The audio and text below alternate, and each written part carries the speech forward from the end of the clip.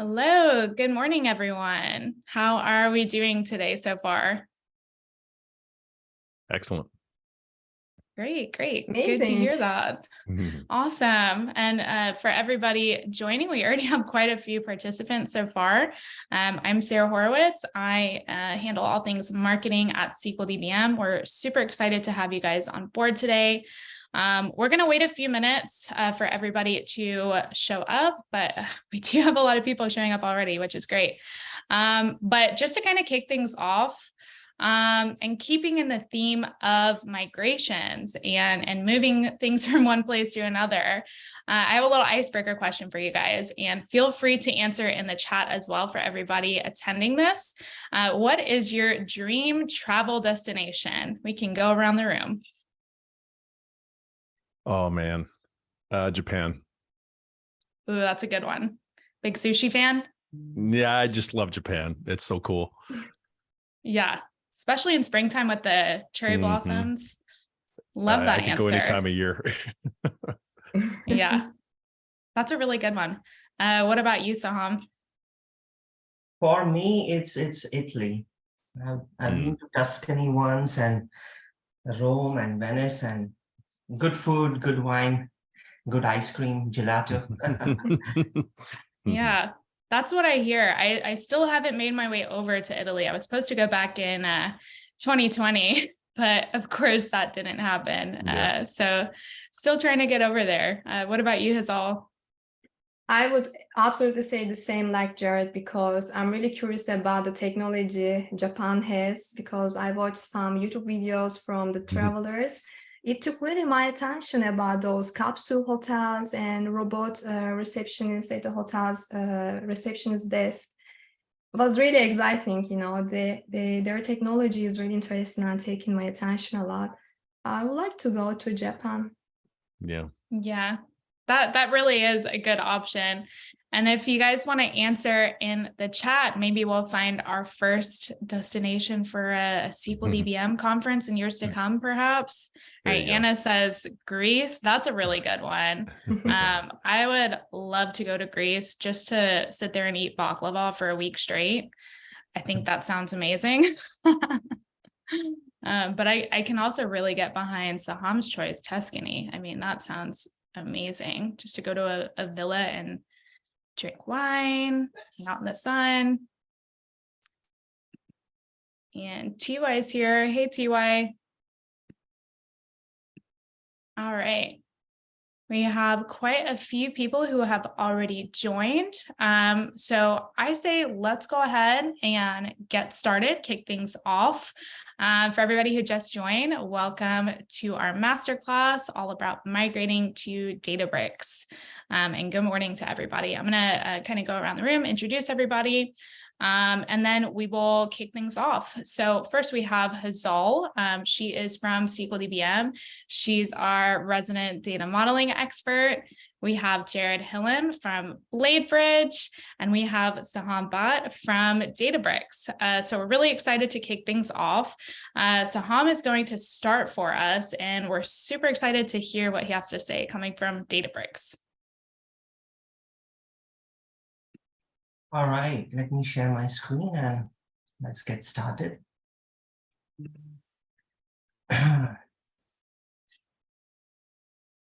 Okay, can you all see the screen? Well, okay, perfect. All right, so I think very happy to participate here with Jared. I work with Jared since, and then BladeBridge with since last 2 years or so.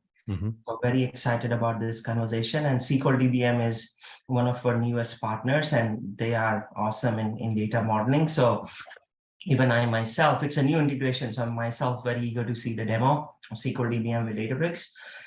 And as I get started, I think the plan is I will talk about, in my section, I'll talk about, well, okay, migrating to Databricks. So let's talk about Lakehouse a little bit, but then I will switch to data modeling on Databricks, right? What are the different modeling styles you can use?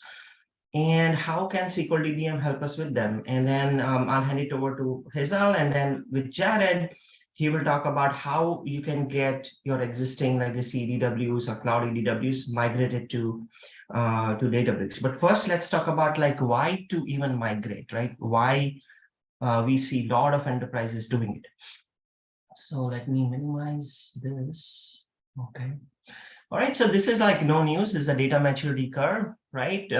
We all have data warehouses. I myself was an ETL architect, data warehousing architect for over like 10, 15, almost 15 years, really, before I jumped into Hadoop and Spark space. So we all know data warehousing. It's great at answering ad hoc queries, data exploration reports.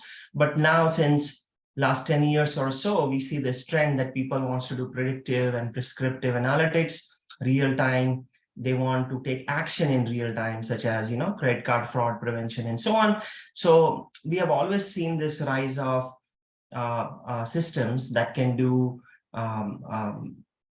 real-time streaming analytics and process unstructured data well, right? So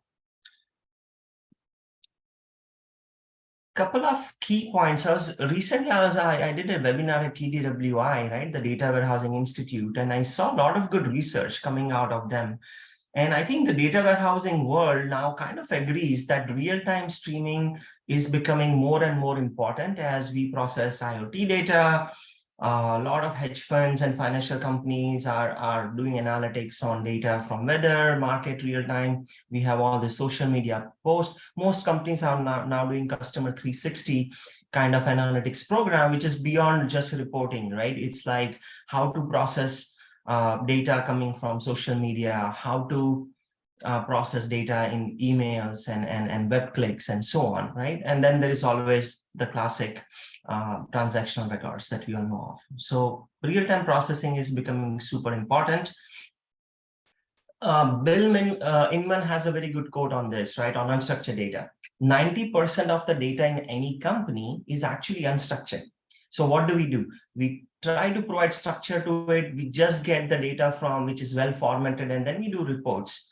But more and more to have a competitive advantage, right? The more you process unstructured data and get value out of it, that's where the value lies.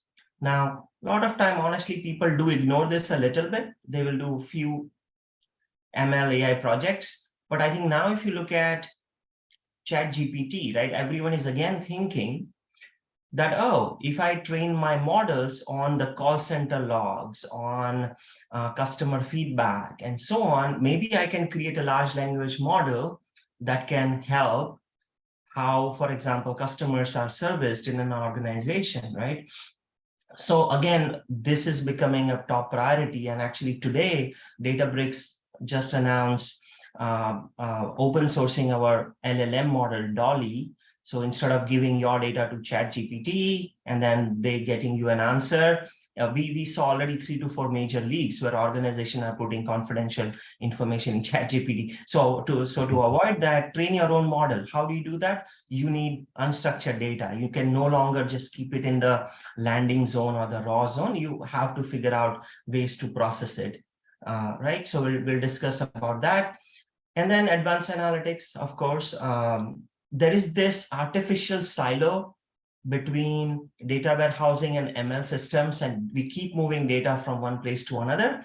So how to make sure that we do that more efficiently, right? And you cannot do ML and AI on a data warehouse. So people came up with this idea that, well, and this is true since last 10 years or so, I have personally done it, right? So I was into data warehousing space. I have built Netezza, Teradata, Informatica data stage-based systems. And then suddenly I saw a trend that companies wanted to do, create a data lake. So I was leading the Hadoop platform at Toyota Motors when I used to work there before Databricks.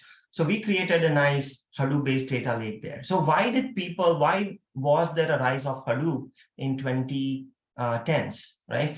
That's because there was this strong realization that for any enterprise to differentiate themselves, they need data science, machine learning, they need real-time streaming data. And first of all, it's not even possible in a data warehouse. So you need a different system, but then the data, this is 90% of your data is typically in a data lake, 80-90%. And data warehouse just had this highly curated dimensional model kind of data. That's probably 10 to 20% of your data. So to do that amount of data processing in a cost-efficient way, you definitely needed a data lake, because your cost, even right now in cloud data warehouses, even if you can do external tables on files and so on, the cost skyrockets, right? Like literally 5 to 10 times expensive if you do this kind of data processing in a data warehouse. But people came up with this idea that, you know what, we'll have this system and that system, and maybe some Kafka-based real-time system, and we'll buy something else for machine learning. So what happens if you do that? You have to keep copying the subset of your data from one place to another. So constant redundant ETL, just to keep things in syncs. And this creates silos, but really, the real problem here is that sometimes both the systems are not in sync and you will get different answers, right? So that's more dangerous, even if you put 10, 20 people just to keep on producing these ETL jobs. Secondly, if you have 3 to 4 different platforms to create a logical data warehouse, then you have different security models, governance structures on both sides. So you now have to manage permissions and so on, and sometimes that could result in a lot of, if it's a regulated industry, this is a big challenge, and right, you need to get all sorts of certifications done. And then finally, another big issue is productivity. You have a set of people who are doing BI, SQL analytics, right? Your business SMEs and so on. And then you have your data science and ETL and streaming people on the other side. They're in silos. They cannot work on the same set of data. So these days, I see most companies trying to work in an agile manner. They have Scrum teams. So they want to create teams where a couple of people from business and a data engineer, data scientist, the data stewards of the data, they all want to work together to create value. So it's better for them to work on the same set of data on the same platform instead of working on 4 different technologies, right? So these are the issues with the logical warehouse design. So in reality, I mean, that was even a simpler picture, but this is the reality. So if you have all the systems, you may have Oracle and DB2 and Netezza, and you suddenly hear Netezza is end of life, etc., right? So in the past, in the 90s, we all had data warehouses. Life was easy, right? Do ETL, do BI, everyone is happy. Then came Hadoop. We started copying data there. Hadoop systems were great for ML and AI, but they were not Lakehouse. They were data lake or really swarms. Why do I say that? Because there was no ACID compliance. It never really, even though I have worked in the past on Hive, on Impala, never gave you the BI performance snappy like data warehouses, right? So data warehouses do have a place, right? I mean, we kind of really need best of both worlds, neither this nor that. And then, so people started moving to cloud data warehouses. Again, at least it was scalable. Thank God, you don't have to wait for 6 months to rack and stack and add 10 more nodes to your Teradata or Exadata. But again, you still cannot do ML and AI. So we started copying data again to some machine learning platforms. The problem here is, again, you copied only a subsample of the data, the 10 to 20%. So your models were never really accurate. And you have a very high total cost of ownership. Plus, you have to keep maintaining all these different ETLs. So what's like the nirvana state of a data platform, right? Ideally, you want one place where all your data is, single copy of data. Let's assume you have customer product, one table of customer, a set of files and data. You shouldn't have to copy it again and again. One layer of security and governance. And instead of moving data to different compute should come to the data, right? You should be able to do BI, SQL analytics, streaming, ML, all on one copy of data, right? So that's the Lakehouse concept, right? Lakehouse does not mean a data lake. Let's be super clear, right? Because Lakehouse is something which has the features of a data warehouse, like ACID compliance. Something fails, it rolls back, it writes. It should have proper governance, security, and so on. And it should be able to handle large amounts of data very, very cost efficiently as well, right? So that's where Databricks comes in, right? We are the industry's first unified Lakehouse architecture. where we created this technology called Delta Lake, which makes your files on a cloud storage act and function as if it's an actual table. In Databricks, everything is databases and tables. You can do insert, update, delete, etc. You couldn't even do update, delete, and merge in a data lake, but you can do it in Delta Lake or in a Lakehouse, right? And then on top of it, we have Unity Catalog. So you can do data discovery, governance, lineage, security. And we have different types of computes. They all come to the same copy of the data. Imagine you have 2 to 3 different databases and people are doing insert, update, deletes. The ACID compliant transaction log is not hidden in a database.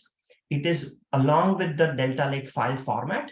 So even though if 2 different systems are doing update and insert, we take care of the ACID compliance for you. And when you're done with your ETL, you can shut it down. You're done with your machine learning, you can shut down the compute. The data still stays outside of Databricks in the cloud format so that you're never logged in, right? Another key reason that Jared is super busy is because people keep on migrating, right? We had Oracle SQL Server, then we all went to Teradata and Netezza, then we all went to Hadoop, and so on. So every few years, we are locking our data in a proprietary system, and then every few years, we are migrating.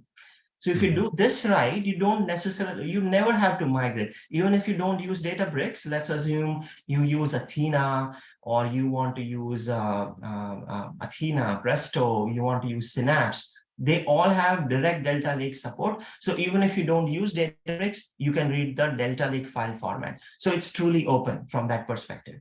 Okay, so reduce your cost, accelerate innovation, and accelerate productivity by making sure you're all on one platform. So that's a quick introduction. I wouldn't go through a lot of this, but know that within Databricks, please go to our website. You'll see a lot of notebooks. So you can do ETL on Databricks. We have this Delta Live Table concept where all this lineage and graph of ETL is created automatically once you write pure SQL queries, right? Create live table and so on. Machine learning, we are the Gartner leader in machine learning and data science. Same copy of the data, you can do auto ML and machine learning, and all your ML flow experiment, all your machine learning experiments are saved in ML flow, which is again an open source framework to track all your machine learning experiments. Beyond that, our latest innovation is SQL Warehouse. This is like SQL Server Management Studio or Toad for Oracle, where you just write SQL queries, you get your answer. You cannot write Python even if you want to. So this is like our simplest interface. Again, the same set of data. And you can even do reporting as shown here, right? And today when Hasal shows SQL DBM, she will show you how to create a nice dimensional model table on Databricks. So it could be as simple as just yet another data warehouse, even though it has the powerful capabilities in the backend. And then finally, why are we able to create a very good fast data warehouse on a data lake? Because previously we were just a Spark company. I told you about the Delta Lake innovation, but the other innovation is we rewrote the Spark engine. It is no longer an into Photon, which is not a JVM based engine, but it's a vectorized C++ engine. So we are able to get very snappy, low latency, high concurrency performance directly on top of your Lakehouse, right? So you don't have to do your ETL and then put your data in yet another data warehouse just to do reporting. You can do reporting directly on top of your Lakehouse. And we actually set a world record in data warehouse query performance. You can scan this code and read more about it. Okay, and most importantly, as your data grows, your cost remains in control, right? We are talking about people saving millions of dollars by switching from data warehouses to Databricks. And of course, we have full lineage, Unity catalog, which is lineage, governance, and so on, right? So full column level lineage is available out of the box from Databricks, right? So that it doesn't become a data swamp, remains a well-governed lakehouse. And so that's why I lead the data warehouse migration practice within Databricks. And I have seen over hundreds of customers now migrating a lot of these technologies, and including ETL, right? Because data warehousing is 70–80% ETL. So this is the technologies that are usually migrated. to Databricks, and we have automation for this, which Jared will cover, but just pointing out what's covered. And now coming to the modeling aspect of things. People, you'll be amazed how many people ask me, well, can I do star schemas on Databricks? Can I use Data Vault on Databricks? And so on. So again, we all know, right? If you come from a data warehousing world, modeling should never be technology driven. Modeling is a process where you collect business requirements, you create your systems analysis and design diagrams, right? Your data flows. Then you create a BIM model, a logical data model, and then you physicalize the data model. That's when the underlying technology comes into picture. But you never design, your data model should reflect the business processes and rules that that you want to follow, and whatever makes that easier, versus thinking that, oh, let me design a data model for Oracle or for Teradata or for Databricks. You shouldn't even think about that, right? Do your modeling based on what makes sense for your business. Now, how would it fit in Databricks, right? So Databricks evangelize this thing called bronze, silver, and gold layers. This is not a technology. This is just a best practice on how to process your data, right? And this is very much what all the enterprises architects will immediately get this, that you stage your data, right? This could be JSON format, XML format, or it may be streams coming from XYZ database. So you land your data so that you have lineage. If you ever want to reprocess, you don't have to go back to the transactional system again. Then you convert it to the proper format. In our case, that will be the Delta Lake format, so that the subsequent ETL queries will run super fast, because the moment you convert it to Delta, you can do partitioning, indexing. It's a columnar compressed file format, so our performance is good. So you stage, you ingest, that's still logically bronze. Then you do cleansing, conforming, audit, balance, control, data quality, all that good ETL stuff, and you create your data domains, customer, product, etc., etc. And then for presentation layer, you create your data marts, or you create self-service analytics layer to present the data for consumption, right? So it's pretty straightforward. But can it be done in Databricks? Absolutely. What are the best practices? Here is a blog. Once we send out this slides out, you can click on it and read more about it, right? Data Vault, I don't see it that prevalent, obviously, as dimensional modeling or third normal form or second normal form. People do use it though, right? So if you have a Data Vault model and you are modernizing to Databricks, by all means, it will fit in the Data Lake bronze, silver, gold layer. Again, as you all know, I mean, people who know Data Vault know that they have a concept of a raw vault, business vault, hub, link, satellite, right? To me, it's like a dimension which is broken down into multiple hubs and satellites, and the joins are in the link, right? And so on.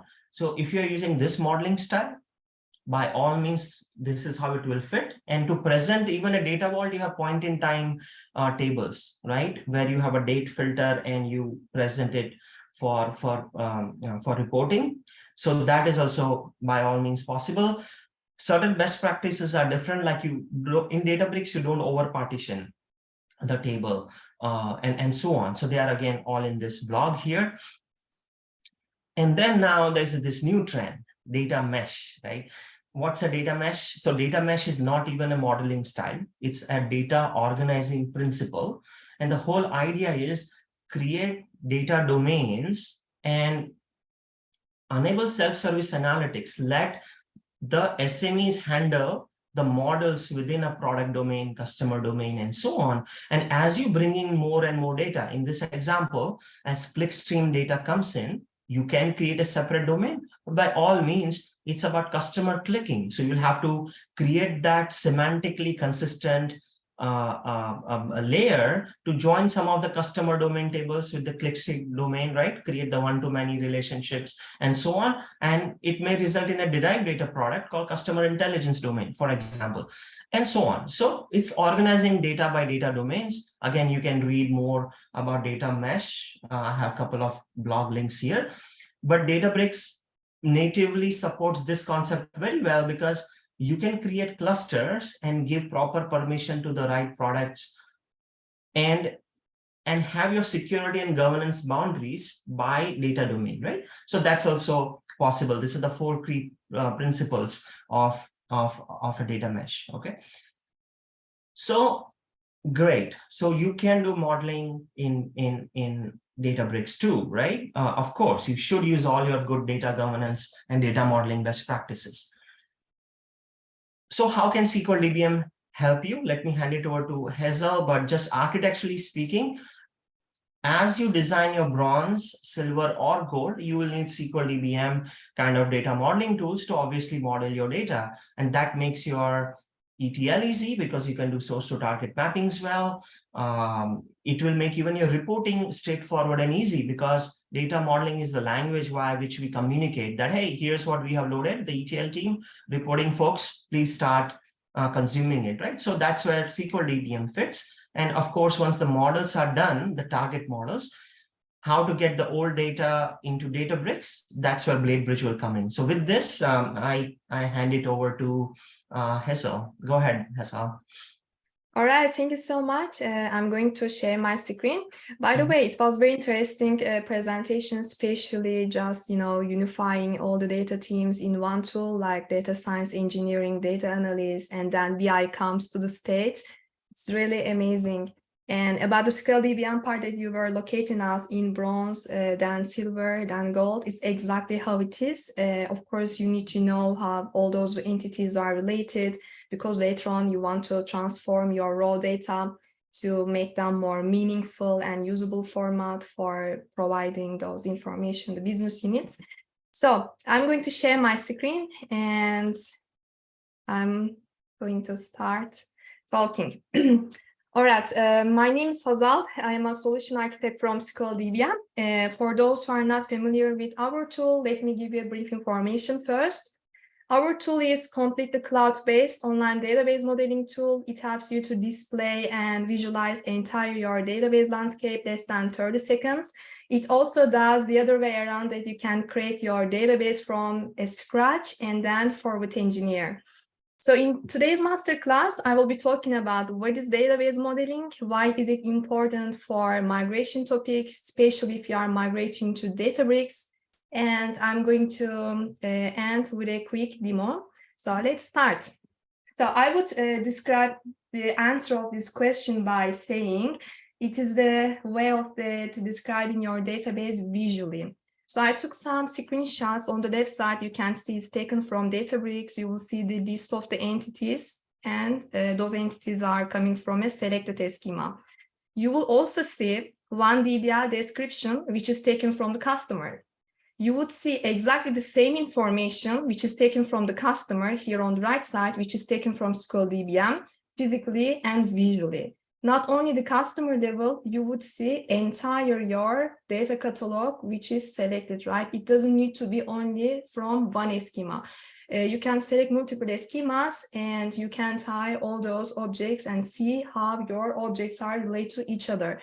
Because not only the objects that are related to each other, which are coming from the same schema, right? There can be different schemas that other objects can be related to each other. And that's why it saves me time to understand entire database landscape, and because now I would like to know. Otherwise, I have to go reading this and then, oh, I know that customer has a relationship with orders, then I go to orders running the same statement for orders table. Then I notice that orders doesn't have only relationship with customers, it also has the supplier. Then I'm going to go like this and I'm going to forget what was the customer's DBL information. I would forget. So what I'm trying to say is it is going to be easier to understand something visually compared to verbally. So this is what is database modeling for me. And what is important for the data migration? If you are migrating to Databricks, I suppose that you might have hundreds of objects to migrate, and it has to be done only once. It has to be done successfully. You wouldn't like to redo as it is, because you have to do time investment, you have to do cost investment. So it's going to be otherwise so costly if you do it again. And not only important migrating everything to your database from the data perspective, what I'm actually referring is the data which is stored at the rows and columns in your tables. It is going to be migrated somehow, right? Because your customer ID 1 is going to appear exactly your customer ID 1 in the new database platform. But your metadata structure is going to change. That's why metadata is important. Why I'm saying metadata? Because we read the DDL from your database, and it is a long version of data definition language. And it exactly matches the definition of metadata, because metadata describes another set of data. We need the metadata. You need to know before the migration how your database landscape looks like. It will give you an idea during the migration. Also, it will give you an idea how your new database structure will look like after the migration. Sorry. And improves the communication, because now we are talking about Delta Lake, Unity Catalog, High Meta Store, or table properties. In the past, in the old platform, those conceptions or terminology wasn't existing, right? And now we need to communicate, because I'm also coming from a data warehouse background. I know it is not only us who is using the database. There are other business units like operations team, revenue team. They're also using the database tool, because later on they are running their reports and creating their dashboards at the top of the entities that was created by us, by the data people. So it has to be very well communicated, and our tool helps you the communication with the team communication feature. You can also collaborate, develop simultaneously. We will be talking about those functionalities when I'm gonna present the demo. And of course, when you understand entire your Lakehouse architecture or your data catalog, or you can even call database, you will reduce the time to understand everything. It's not going to save only your time, it is going to save your colleagues' time as well. Because if you don't understand the entire database structure, you either have to ask someone, hey, could you please help me with that? You know, you will also take someone's time, but it is going to be very easy to understand if you are going to use the modeling tool.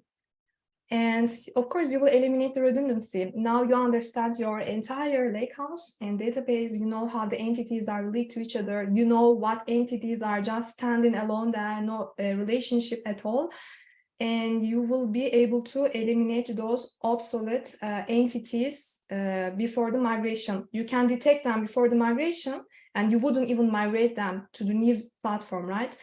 And all right, let's continue with the demo. So this is our homepage. For those who are not familiar with the page, hasn't seen this before, you just write sqldbm.com to the browser. It will navigate you to the homepage. So you can try modeling yourself here, but this part doesn't give you all the functionalities. It's going to be very limited. If you are curious about all the functionalities, you can book a demo through here or contact us through the chat icon. And after signing up, as we said, this is an online database modeling tool. Everything runs in the browser. Everything is done from the user interface. You need to navigate to the dashboard where your all existing projects are located, which is created from different databases. And before creating a new project, connecting directly to Databricks, because we will assume that you have already migrated everything. Now I want to visualize this using sqldbm, and then I'm going to share this information with the business units to inform, because now their database terminology has been changed. So they need to know where are their new entities have been located in the new platform. Before doing this, I would like to mention about project convention in our tool. For example, I had this SQL Server project. There's a possibility here where you can convert project to. It helps you to do the DDL convention, but it's going to give you just general overview, right? It's not going to be so precise because we are not a convention tool. It's going to give you an idea after you do the migration with the convention, how it would look like, right? And this part is going to be covered by Jared, because he has a tool that is going to do it precisely for you. And I just wanted to show this functionality as well. So let's create a project, as I said. So you will see the list of the databases that we are supporting, and we are going to use the Databricks for that. And as we shared before in the presentation, there was only one show create table statement run for one object. There were just 10 entities was okay, but still not okay. Even if you do it manually, you wouldn't like to lose your time running this 10 times, right? It is repetitive thing. So what we are doing is we are doing it using SQL DB. We do loop all your entities in your data catalog, and it is going to bring everything automatically. You can do it manually in your Databricks. As I said, if it does loop, it needs to run the Python because it does the for loop, and the Python is using the clusters in the Databricks. You can hit the documentation, you will see what runs behind of the scenes, what you need to activate from your site. You can bring it manually, but as we have the direct connection, and you can just do it with the direct connection right in the server, HTTP path, they are the cluster properties, and then access token. So let me stop sharing for a while because I'm going to write my credentials and I'm going to share it back after writing everything. While I'm writing this, I would like to mention we will be very soon providing API direct connection to your Unity catalog. So you wouldn't be worried about just, with the clusters or virtual warehouses. As soon as it is done through the API, you will be able to connect it. So can you see my screen? I just connected the list of the data catalogs. Perfect. So I'm going to select High Meta Store. As we said earlier, it's not only one schema, you can select multiple schemas, but I'm going to select one schema for now. As soon as you hit the apply, as I said, now it is doing the loop through all the objects that I have in the database. It does run for show create table statement for the entities I have. As you see here, I have the DDL, which is the metadata what I need to create this entity relationship diagram. And I'm going to apply auto layout and then hit the upload scroll. So as you see here, I have some warning which is related to metadata quality.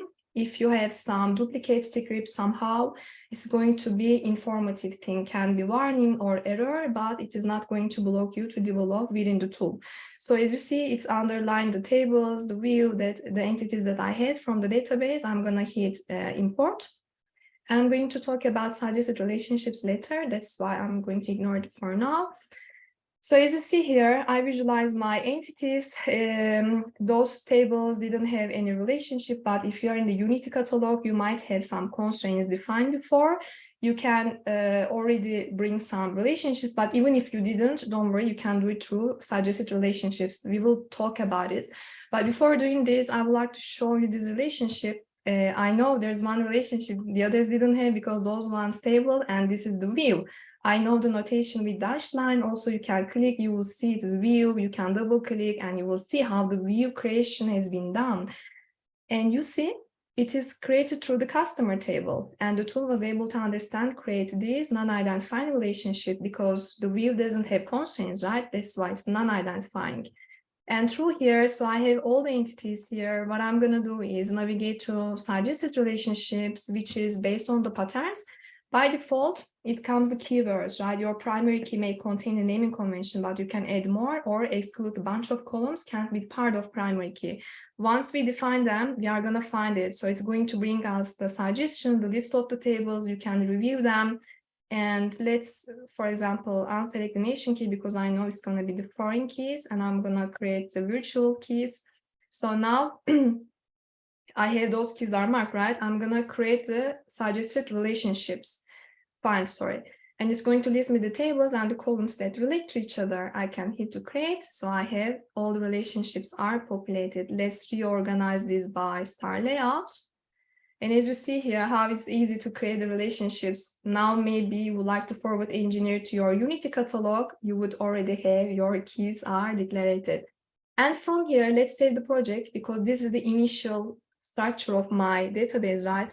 And I'm going to write a demo as a project name. So as you see here, there's one version is created. So those versions are limitless within the tool. Anytime you do the change, you can hit the save button, you create the version. You can create as much as you need.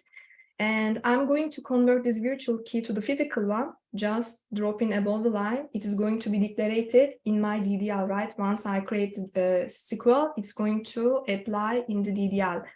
And so I did migrate, right?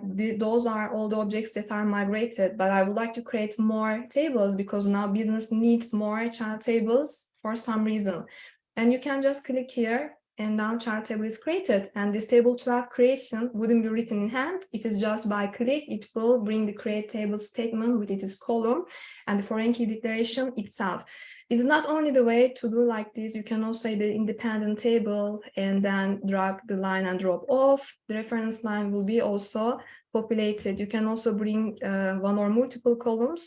Doesn't need to be necessary from the parent table. You can bring any columns from any tables like that. Sorry. And so we have done some changes, right? I added some columns and everything. Now I would like to know if all those changes are expected, right? Now we are adding some entities at the top of the existing ones, because at the beginning, remember, I said we do visualize everything, but we also do the other way around. You can still create the things from scratch or add new things for the existing objects, right?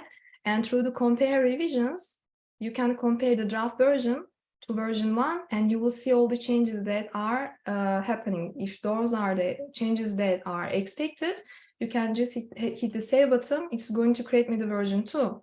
So those versions are helping me to control the changes within the tool, within the project. And through the revisions, if I consider I did a mistake, I deleted a column, I can roll back to previous version, any previous version that you need to roll back the changes. It's going to happen through here. And just wanted to show you here, what we did is we just moved the column above the line, and now it is declared as a primary key. I didn't write this on hand, and neither I defined not null. The tool was able to understand if it is a primary key, it shouldn't be null, right? And it does it for you. And let me talk about changing the level of detail. At the first, it comes by physical mode, right? This is the physical structure of the tables, entities. You can change the logical one, then you will be able to see at the logical level, because those entities can have the logical name, like let's say underscore demo at the table level or the column level. You will be able to see logical name in the logical mode. Once you go back to the physical, it will show up in the physical name, of course.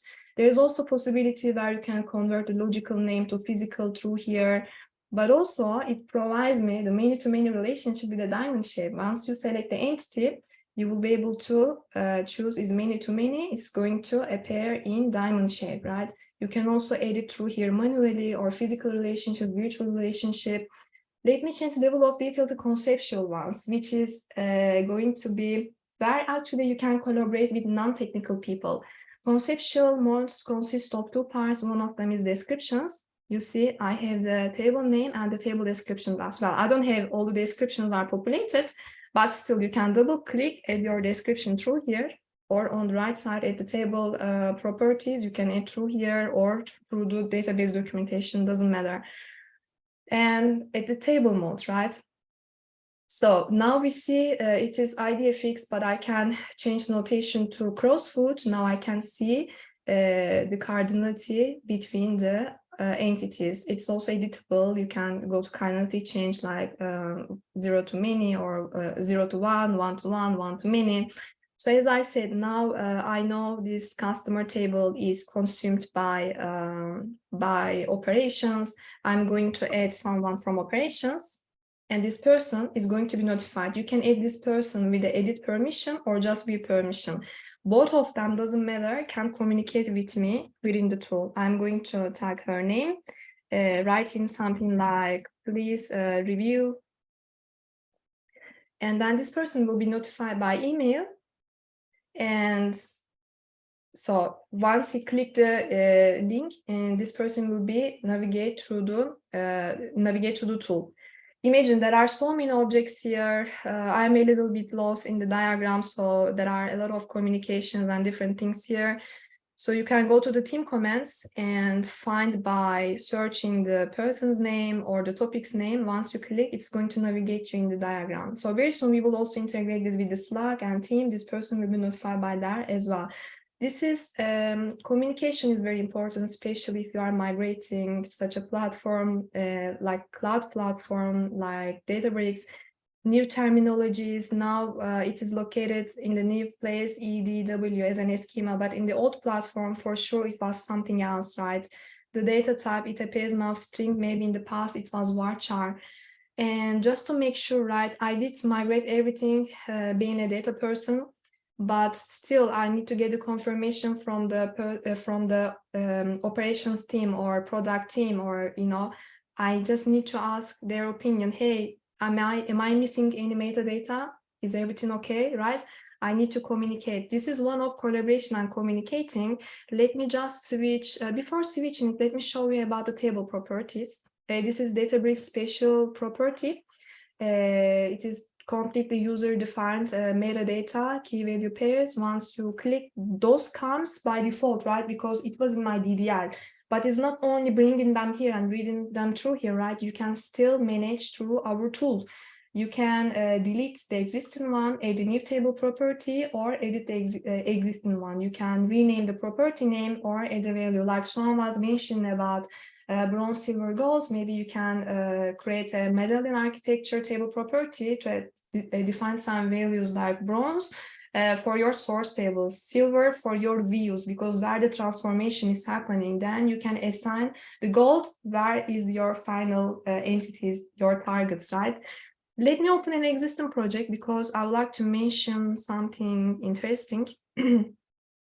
And so this is a concurrent working. You can create some branches from the main branch, so everybody can work simultaneously in the same project, even for the same object.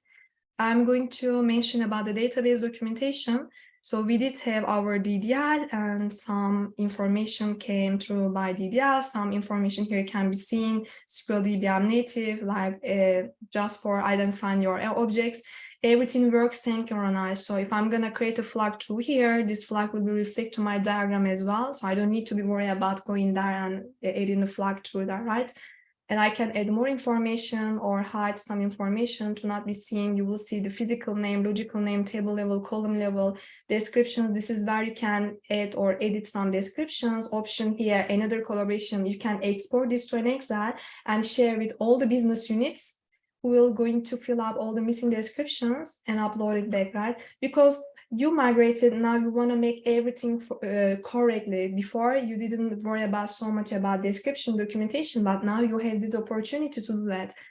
And let me talk about the environments, because we did visualize, but we just didn't only visualize existing objects. Right? We created new stuff on it. Now I would like to know how my project looks like compared to the database. It is very similar with the direct connection. You just need to write the name of it and select some icon. You will continue. It's going to give you the same credentials, similar to the reverse engineering. So I already did for this project. You can go to the releases, compare your SQL DBM project to your environment.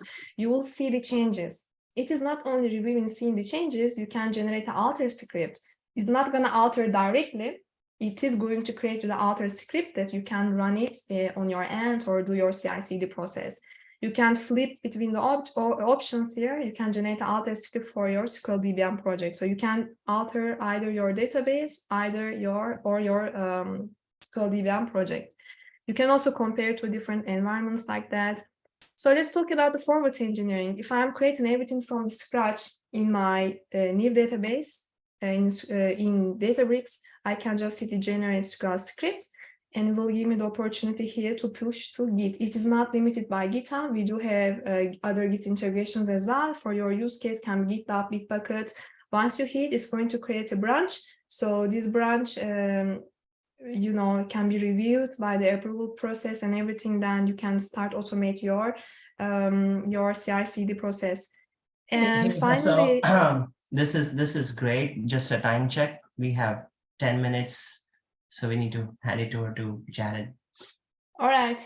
Yeah. That was the last part that I wanted to mention about the Confluence. You can share this information by Confluence as well with any Confluence user that you share this project with. This person can reach the diagrams and switch between those diagrams, between also change the level of change the subject areas. So as you are migrating, you need a tool will help you to do it precisely. So it would just prevent you to redo. And that's why I'm going to hand it off to Jared, and he will be talking about code conventions. Thank you very much. All right, let me share my screen here. So BladeBridge, just talking about BladeBridge, it is an engine with that does code conversion and metadata conversion, but it does it. What drives that engine is externalized JSON configuration files. So you can edit that JSON and tweak the way a conversion is happening. And so let's just talk about what it might look like when you're using it during a project. First, what you would do is acquire the either XML file out of an ETL tool or SQL out of a code repository where you're storing your production SQL code. And what you would do is feed that into BladeBridge. Now, what BladeBridge has is a tool called Converter. This is that engine that I was talking about.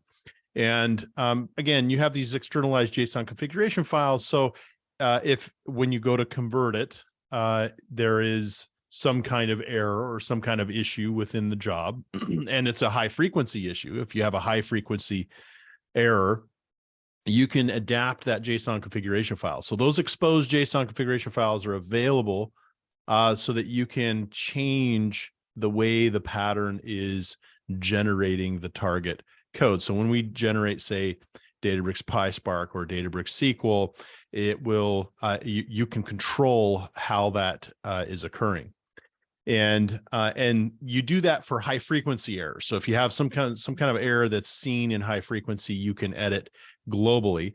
If you have sort of bespoke errors, things that are onesie twosie in a job, you can just go manually edit those. If you looked inside of a job, BladeBridge is going to convert a vast majority of that job. I mean, you might be somewhere in the 80 percentile of that code is already converted, and there's some kind of tweak inside of that job that needs to be changed. Now, if you see that error across multiple jobs, that's where you'd come back here and edit the configurations, those JSON configurations. And so once the content is migrated to Databricks, you can go do your testing and whatnot. It supports many platforms. There's on our site, you'll see there's some drop-down boxes you can select and see, okay, will it support this to this? And there's over 10,000 different possible combinations that we provide there. And we'll give you, if we don't support it, we'll tell you how much time it would take us to do so. And we go to market through systems integrators typically. And Databricks has their own PS team as well, which is included in this. But if you have a relationship with one of these systems integrators, then you could get access to BladeBridge as well. And so there's two tools that we have. There's Converter, which we just talked about, and then there's Analyzer.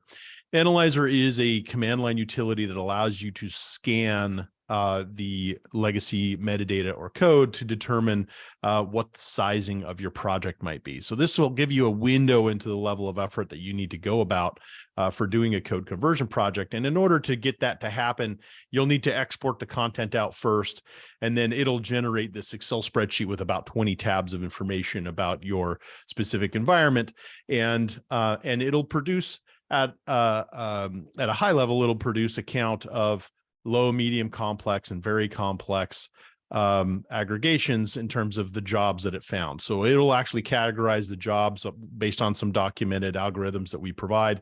And it will, that complexity count can be put into a calculator, and that calculator will tell you, here's the cost of the software, and here's the rough order of magnitude for your unit testing effort. And then it allows you some blank spots to put in, okay, here's your data testing, here's your production deployment. Now, there's a lot of really great stuff here that in terms of the slides here on the Databricks side. So when you get these slides, you'll want to take a look at some of these. These are just examples of what comes out of Analyzer. And I just want to step through the process of what it looks like to do a project using BladeBridge. So you're going to be taking the configuration files that are provided as part of the code conversion, and you're going to be conditioning these configuration files. As you can imagine, there's a lot of different platforms we support. So let's just say you were doing an ETL conversion. If you're doing something that complicated, ETL tools have multiple layers. You have an orchestration layer, a workflow layer, or a mapping layer, and you have a SQL layer. all of those need to be able to be converted. And you might choose different routes. You might choose to put it into Databricks workflow, or you might choose your orchestration to be done by Azure Data Factory.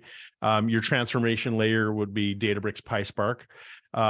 But this decoupling allows you to choose how you want to project that. And so you'll do that conditioning up front. And then as you're converting, you'll cycle through the high pattern frequency errors or issues that you're seeing. And if you have a low pattern, you'll take it manually. And if it compile passes, then you'll move into data testing and you do the same thing, right? So if the happy path, then you just carry through. But if there is an issue, if it's a high frequency issue, you'll go ahead and take it and adapt configurations to pass your data. So, and so BladeBridge really is the facilitator that makes it possible to adaptively step through a code conversion project. Now, Databricks has done a really great job of assembling some documentation that their PS team has put together as part of their code conversion projects. Really, really deep content in here. I'd recommend you take a look at these. They are a deep documentation on how code conversion happens within the Databricks environment. This is just a sample. This case is going Teradata to Databricks SQL. So you can see it does a conversion, and then there's a configuration on top of this as well. So you can edit the configuration if there's something in here that you want to change or modify. Also Oracle and Informatica do some really, really great guidebooks. So I want to thank everybody for attending. I know we only have like 4 minutes left. I want to leave enough time if we have any questions. So I'm going to stop share here.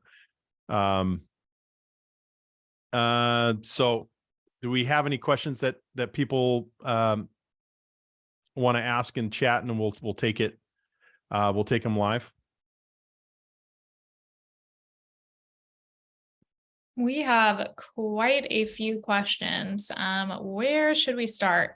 I know there was one up a little bit. Let's see here. Or actually, Serge answered that. Thank you, Serge. Here's one for you, Jared, about BladeBridge. Yeah. Can BladeBridge convert the code by giving it a Git code repo URL? And is code conversion possible into Scala?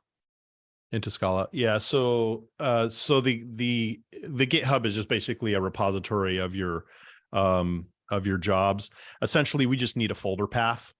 So as long as that folder path has access to the Git repository and can pull it into the folder. Just a quick anecdote, BladeBridge is software that you would load onto a laptop. So it's not a service in the cloud. It's that way on purpose. We didn't, we decided not to put it into the cloud on purpose, simply because our SIs found it onerous to have to go through a massive contracting process just to get started on a code conversion project. By having it be laptop software, we don't have to go through these huge InfoSec issues, especially when you're just using it for a code conversion project for, less than a year, could be 6 months, and then you're done. So yeah, let me ask a broader question that can benefit probably everyone, right? So let's imagine, Jared, someone has, let's pick something, Teradata or Oracle, stored procedures, thousands of them, and maybe something like data stage in Informatica, and they want to get started with this migration journey. How can you help? How do they engage with you? How can they run the analyzer, and so on? What I would recommend, one of the best ways to do it, just engage with the Databricks PS team and run the analyzer. Get Analyzer ran. One of the benefits that our partners have is that you can run Analyzer for free through those partners. And so leverage Databricks, talk to the Databricks PS team, get the Analyzer ran, get a window into the effort. And that'll really change the way you look at your conversion. Right now, conversion for most clients looks like this thing that might never happen. It's so far out there. But if you can start putting your arms around the exact number of objects that need to be converted and what's there and the level of effort, it changes the dynamic. And we start talking more about a budgeting discussion rather than, what even is. And you know, Databricks isn't trying to pig all of these conversions. They're happy to have other SIs do it as well. So there's many other SIs. If you have a relationship with that you can request to run Analyzer for you, we showed them on the slides, but they're available on our website as well. So it's very straightforward to get Analyzer ran and get started on the journey. Yeah, so then let me reiterate. So there was a slide that Jared shared, which has a list of BladeBridge partner SIs, and it had Accenture and Deloitte and a lot of other companies, right? So essentially work with the SI you have, see if they're a BladeBridge partner and they use BladeBridge conversion tool, and keep your Databricks account team in the loop. We will come and we will run BladeBridge Analyzer, and we will do that assessment and migration strategy, architecture and assessment for free. And then you can decide how to actually get it done. Databricks and Databricks PS can always help. And the SIs that you see on the screen can also help, right? So that's the way to get started. And check out BladeBridge conversion videos on YouTube. I have posted some, but there is a Teradata to Databricks, Informatica to Databricks, Redshift, Snowflake, etc., etc. So check it out. These are 5 to 10 minutes videos, and you will get a good idea of how the conversion tool works. Yeah, thank you, Soham. All right. All right, we are 1 minute over. Yeah, I think we should follow up, Sarah, a deeper session with BladeBridge, and definitely a deeper session with SQL DBM on dimensional modeling and data vault and so on. But very informative today, Hazel. I really enjoyed your demo. Yeah, it was great. Thank you so much. I also did for your demos as well. Thank you. Yeah, you all did a fantastic job educating me because I didn't know all of this information. So thank you for that. I surely enjoyed it. We're a minute over, so we got a minute of bonus content here. But it looks like, you know, a lot of people are looking for more educational content around this exact topic. So, you know, you ask, we'll deliver. But thank you to everyone for joining us. Thank you, Jared, Soham, and Hazal for a great session, and hope to see you all very soon. The recording will be available for everybody along with the link shared. So have a fantastic rest of your Wednesday, and thanks again for joining us. Bye all. Thank you. Thank you. Thank you. Bye.